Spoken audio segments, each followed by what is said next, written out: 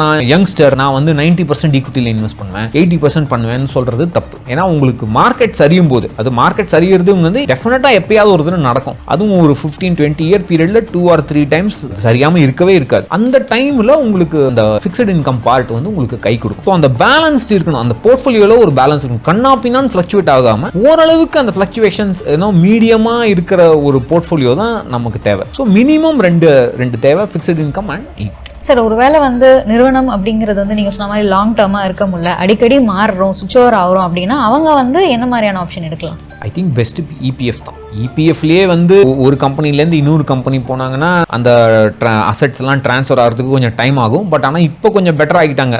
10-15 இயர்ஸ்க்கு முன்னாடி கொஞ்சம் ட்ரபிள்ஸ்லாம் இருந்தது. பட் இப்போ வந்து இபிஎஃப் நல்லா ஈஸியாக ட்ரான்ஸ்ஃபர் பண்ணலாம், அந்த அக்கௌண்ட் நம்பரை ட்ரான்ஸ்ஃபர் பண்ணலாம். என்பிஎஸ்லாம் என்ன ப்ராப்ளம்னா புது கம்பெனியில் என்பிஎஸ் இருக்குமா இல்லையாங்கிறது ஒரு டவுட் வரும். அதனால தான் நான் என்ன சொல்கிறேன், உங்களுக்கு இபிஎஃப் ஆப்ஷன் இருந்தால் இபிஎஃப் எடுத்துங்க, அதுக்கப்புறம் நீங்கள் ஈக்விட்டியில் மியூச்சுவல் ஃபண்ட் போடுங்க. அதுதான் better option for transferring, easy transfer. சரி, இப்போ இபிஎஃப் ஆப்ஷன் அப்படிங்கிறதும் பாசிபிள் இல்லை, என்பிஎஸும் பாசிபிள் இல்லை அப்படிங்கிறவங்க பப்ளிக் ப்ராவிடென்ட் ஃபண்ட் அந்த ஆப்ஷன் சூஸ் பண்ணிக்கலாமா? டெஃபினட்டாக பண்ணலாம். இப்போ பிஸ்னஸ் ஆண்டர்பனராக இருக்கவங்க இல்லை ஃப்ரீலான்ஸ் பண்ணுறவங்க அவங்களுக்குலாம் வந்து PPF is a very good option. Only thing அவங்க பிபிஎஃப்ல வந்து 1.5 லட்சம் தான் போட முடியும். பட் ஆனால் அது இனிஷியல் இட்ஸ் ஓகே. இனிஷியலாக சின்ன அமௌண்ட் தான் இன்வெஸ்ட் பண்ணுறவங்களுக்கு அது தட் இஸ் ஓகே.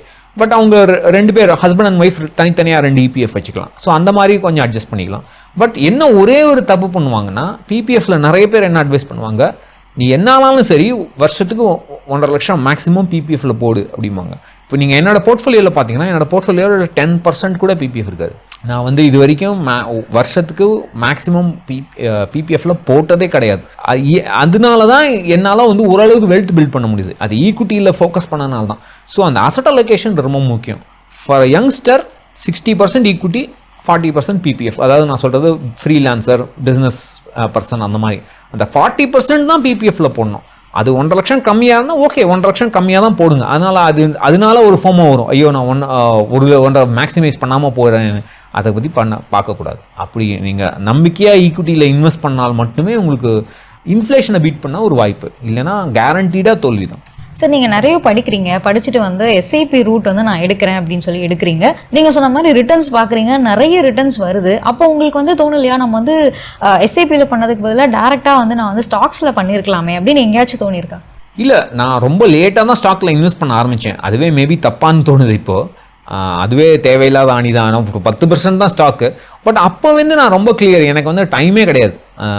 ஸ்டாக்கில் இன்வெஸ்ட் பண்ணணும்னா அதை பற்றி படிக்கணும், எனக்கு அந்த கான்ஃபிடென்ஸும் இல்லை.